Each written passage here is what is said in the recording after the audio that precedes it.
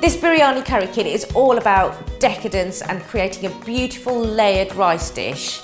I've made it really easy for you by including all the key spices that you need. Just grab hold of the fresh ingredients and we can get cooking.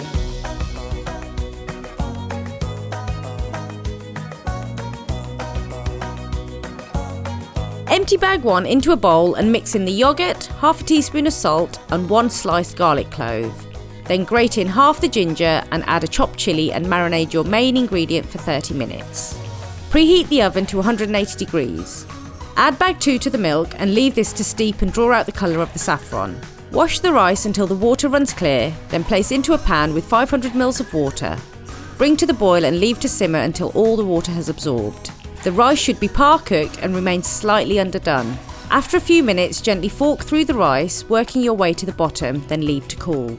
Heat 2 tablespoons of ghee and add the sliced onion, then cook over a medium heat until they are caramelised and turn a lovely dark golden brown. Remove half the cooked onions and set to one side. Add bag 3 to the pan with the chopped garlic, whole pierced chillies and remaining grated ginger with 1 teaspoon of salt, then stir fry for a few minutes. Add the diced tomatoes to the pan and stir on a gentle heat to cook until they break down to produce a thick masala. Add the marinated ingredients to the pan and cook through, then remove from the heat and set to one side. Grease a lidded casserole dish with some ghee. Have your rice, cooked masala, saffron milk, ghee, caramelised onions and chopped coriander to hand.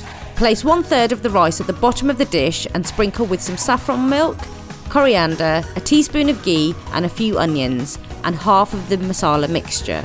Repeat and then finally top off with the remaining rice. Sprinkle the rest of the saffron milk, dot with the remaining ghee, all the coriander and caramelised onions.